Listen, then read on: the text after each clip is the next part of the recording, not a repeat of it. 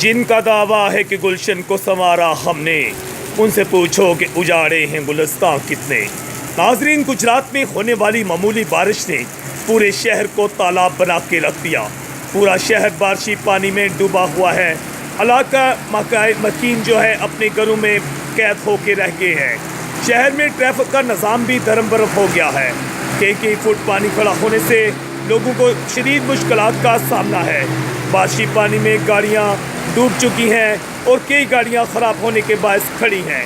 لوگوں کی بڑی تعداد جو ہے آج گجرات میں اپنی دکانوں پر بھی نہ پہنچ چکی ہے، جس کی وجہ سے بڑی تعداد میں دکانیں بند ہیں اور لوگوں کے کاروبار بھی ٹھپ ہو چکے ہیں۔ اس کی وجہ یہ ہے کہ ابھی تک اس شہر کا سیوریج نظام ٹھیک نہ ہو سکا ہے۔ کروڑ روپے کے فنڈز جو ہیں اس پر لگائے گئے، مگر آج تک اس شہر کی قسمت نہ سنور سکی۔ اس شہر کو پیرس بنانے کے دعوے بھی کیے گئے، کروڑوں اربوں کے فنڈز آئے، کئی حکومتیں بدلی۔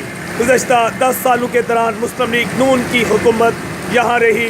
اراکین اسمبلی اس شہر کا سیوریج کا نظام بہتر بنانے کے لیے کچھ نہ کر سکے۔ میئر حاجی ناصر محمود کی طرف سے اس شہر گجرات کو بہترین پیرس بنانے کا دعویٰ کیا گیا۔ کروڑ روپے کے فنڈز سابق وزیر اعلیٰ شہباز شریف سے لیے گئے، مگر ایک بھی پیسہ یہاں نہ لگایا گیا، جو کہ منہ بولتا ثبوت نظر آتا ہے۔ یہاں کے نالے ابل پڑے ہیں۔ ہمارے کیمرہ مین آپ کو دکھا رہے ہیں کہ شہر جو ہے پورا تالاب بنا ہوا ہے اور شہری شدید مسائل کا شکار ہیں۔ 25 جولائی کو الیکشن ہو رہے ہیں۔ سابق حکمران جماعت مسلم لیگ نون کے امیدوار بھی میدان میں ہیں۔ لوگوں کا کہنا ہے کہ یہ کس منہ سے ووٹ مانگنے ہمارے پاس آ رہے ہیں۔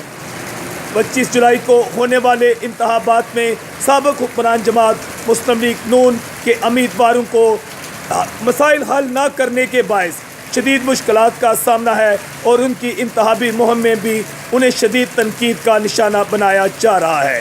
25 جولائی کو ہونے والے انتخابات میں مسلم لیگ نون کے امیدوار جو کہ علاقائی مسائل حل نہ کر سکے، ان کی کامیابی زیادہ بہتر اور یقینی نظر نہیں آتی۔